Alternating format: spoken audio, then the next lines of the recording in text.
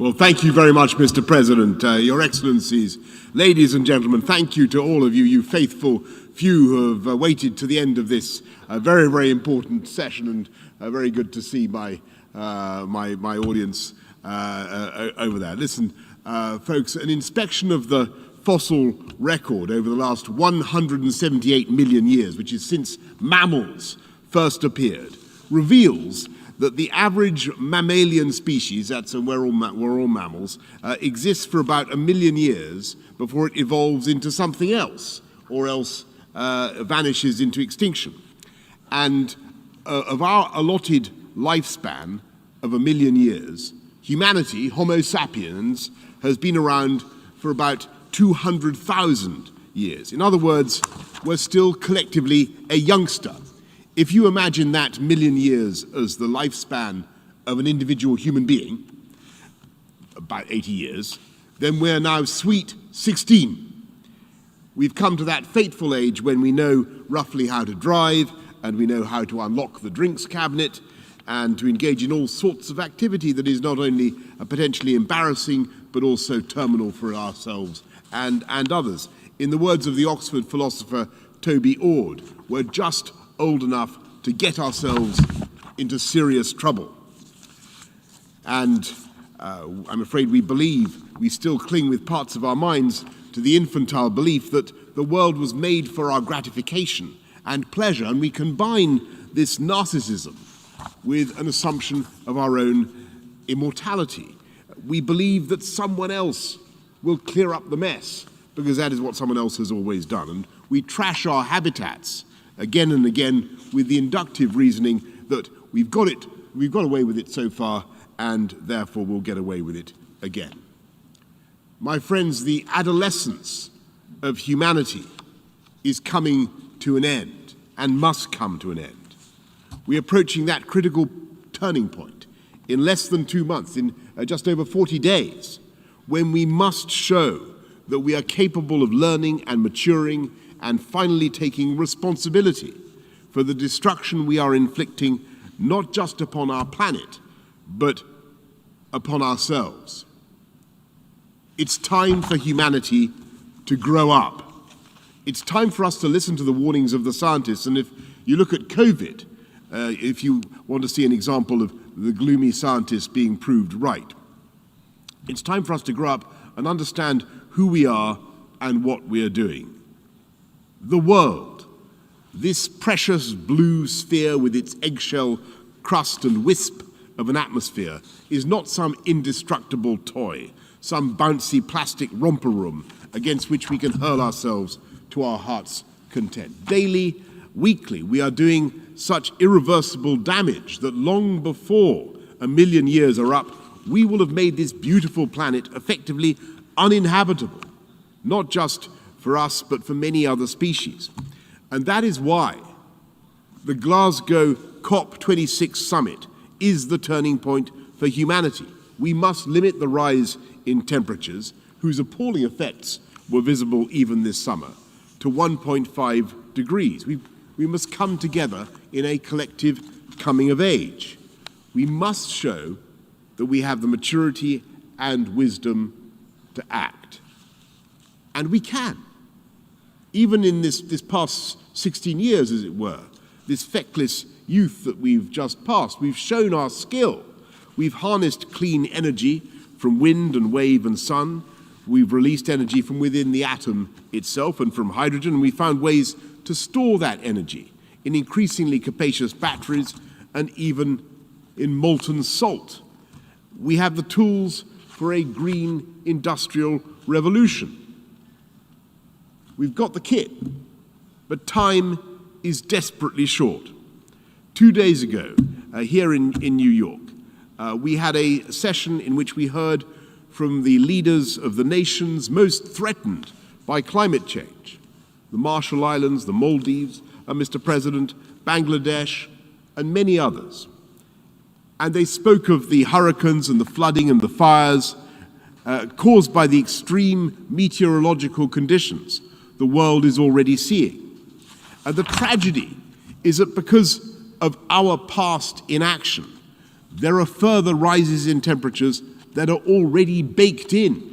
And my friends, baked is the word. If we keep on the current track, then the temperatures will go up by 2.7 degrees or more by the end of the century. And never mind what that will do to the ice flows, dissolving like ice in your martini here in New York. We will see desertification, drought, crop failure, and mass movements of humanity on a scale not seen before. Not because of some unforeseen natural event or disaster, but because of us, because of what we are doing now. And our grandchildren will know that we are the culprits, and they will know that we knew, that we were warned, and they will know that it was this generation that came center stage to speak and act on behalf of them, on behalf of posterity, and that we missed our cue. And they will ask themselves what kind of people we were to be so selfish and so short-sighted. In just 40 days' time, we need the world to come to Glasgow to make the commitments necessary. And we're not talking, I'm afraid, about stopping the rise in temperatures. We can't do that. It's too late to stop the rise in temperatures. But to restrain that growth, as I say, to 1.5 degrees. And that means we need to pledge collectively to achieve carbon neutrality, net zero, by the middle of the century. And that will be an amazing moment if we can do it, because it will mean that for the first time in centuries, humanity is no longer adding to the budget of carbon in the atmosphere, no longer thickening that invisible quilt that is warming the planet. And it's fantastic that we now have countries here at the UN representing 70% of the world's GDP who are committed to this net zero objective. 70% of the world GDP, and I'm proud to say when my friend and colleague Alok Sharma, the president-designate of COP26, began his mission, his peregrinations around the world, that number was only 30% of world GDP. So we're getting there, is the point I'm making. And we can go further. And if we are going to stave off these hikes, these rises in temperature, we must go further, and we must go faster. We need all countries, every single one of you, to step up and commit to very substantial reductions by 2030. And I'm absolutely convinced, I passionately believe, that we can do it by making commitments in 4 areas. And I want you to remember them: coal, cars, cash, and trees. Coal, cars, cash, and trees. It's very simple. I'm not one of those environmentalists, by the way, who takes a moral pleasure in excoriating humanity for its excess. I don't see the green movement as a pretext for a wholesale assault on capitalism. Far from it.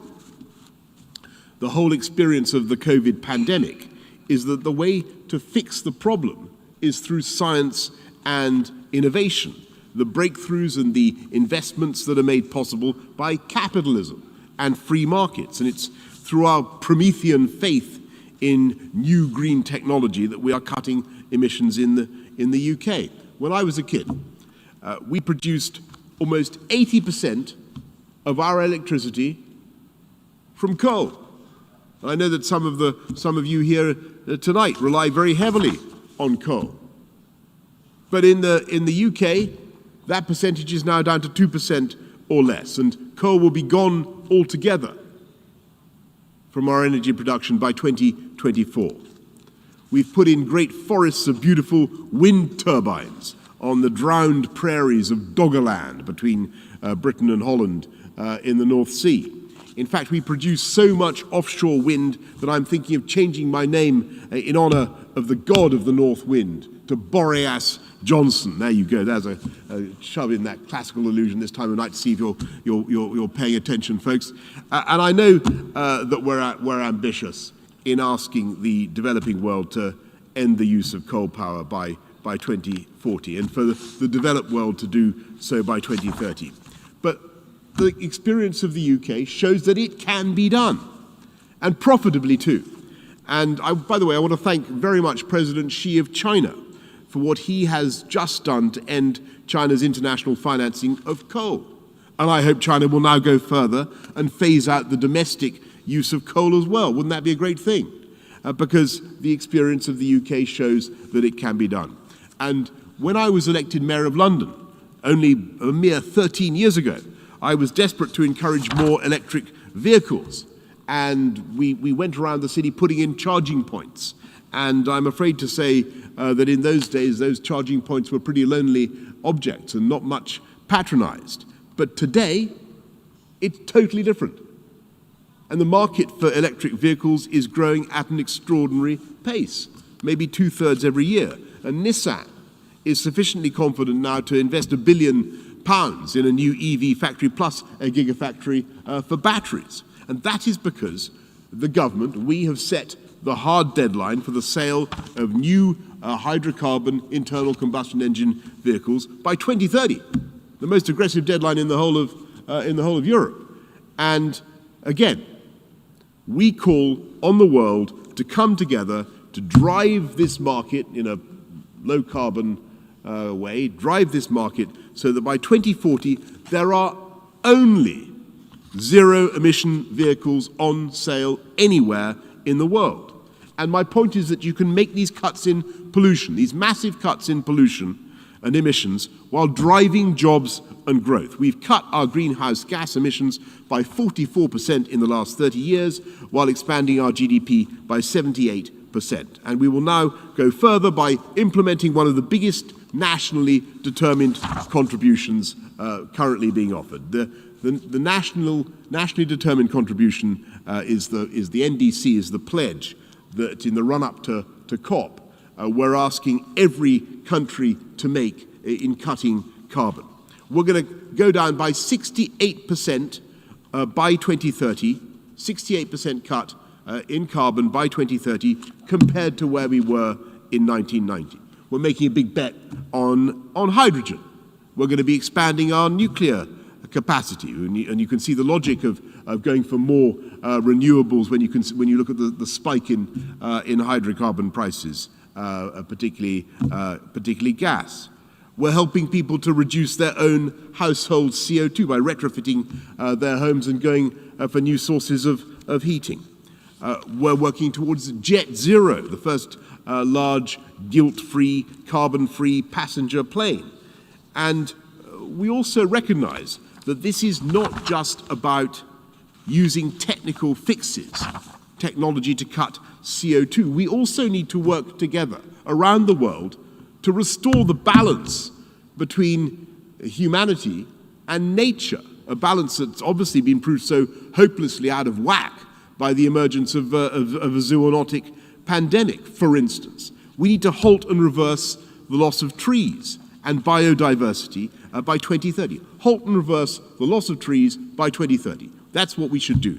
A pledge to do that at the COP in just 40 days' time.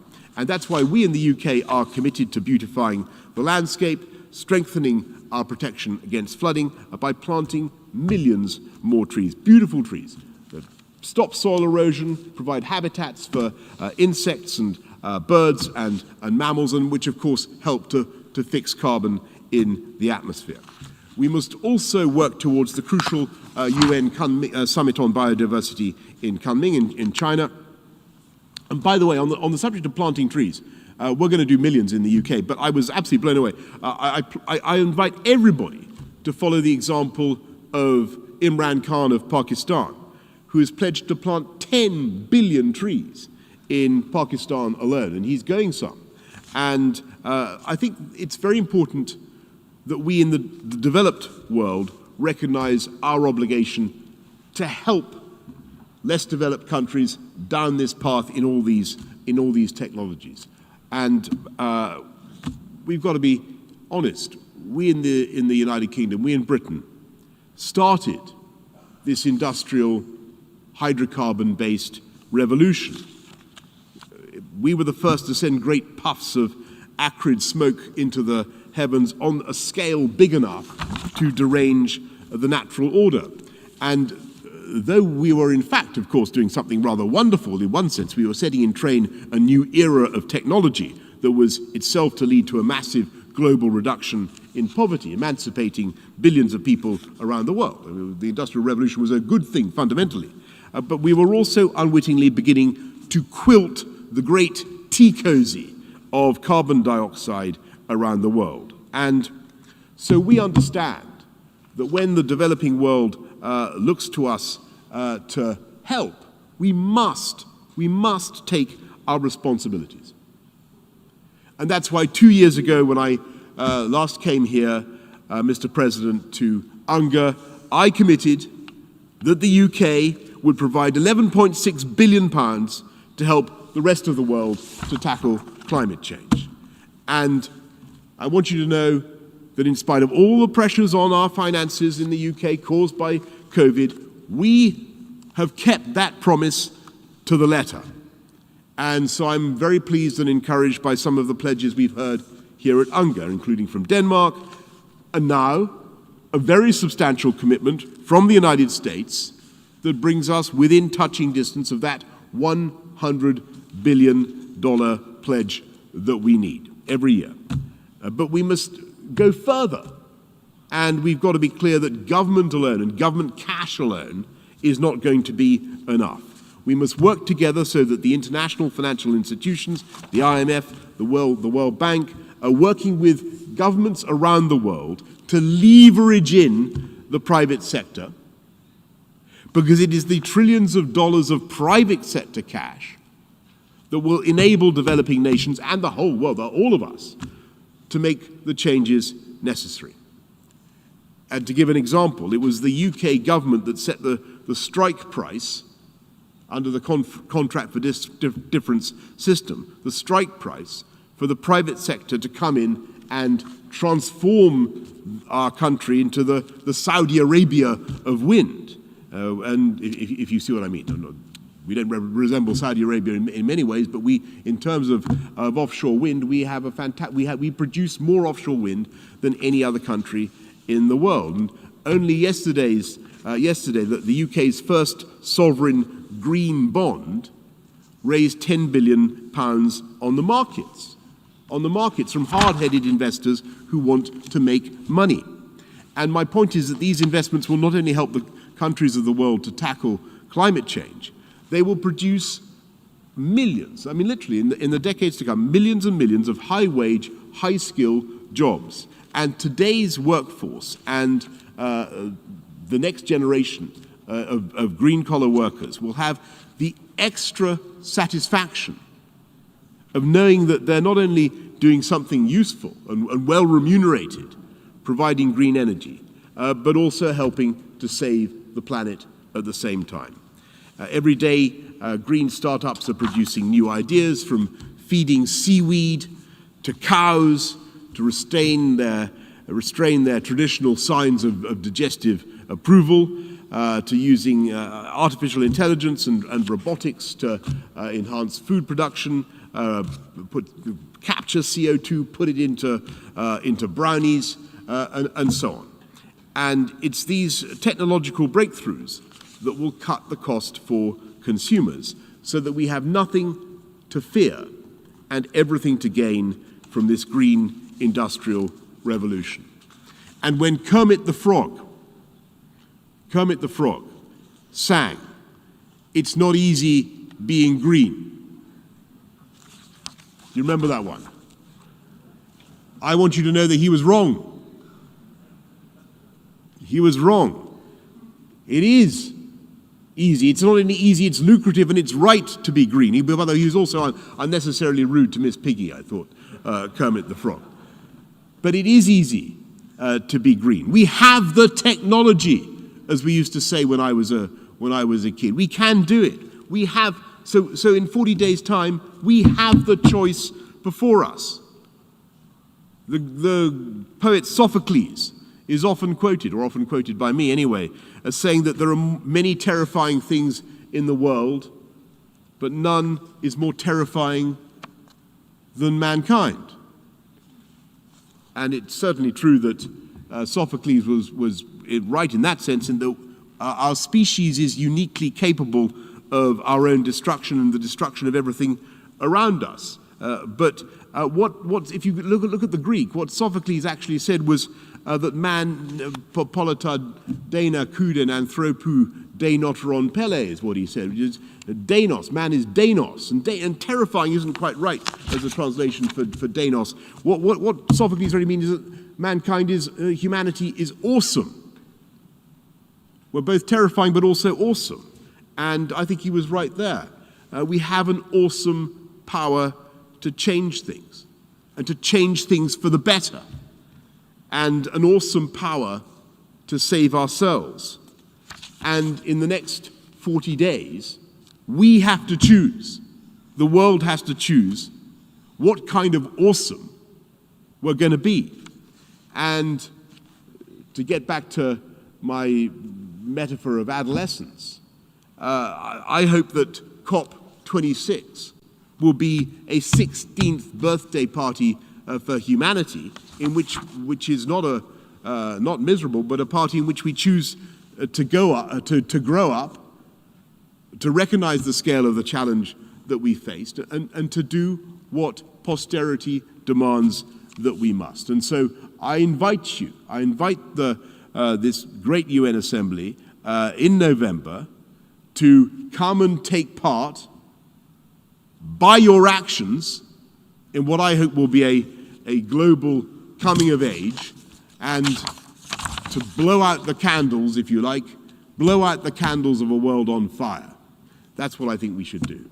So thank you all very much. Thank you for the pledges that you're making. I hope that you will increase them and do what is necessary. And Mr. President, see you in Glasgow. Thank you. On behalf of the General Assembly, I wish to thank the Prime Minister, First Lord of the Treasury, and Minister for the Civil Service of the United Kingdom of Great Britain and Northern Ireland for the statement just made, and I request protocol to escort His Excellency. Well, we have heard the last speaker in the general debate for this meeting. We will continue the general debate tomorrow at 9 a.m. in this hall. The meeting is adjourned.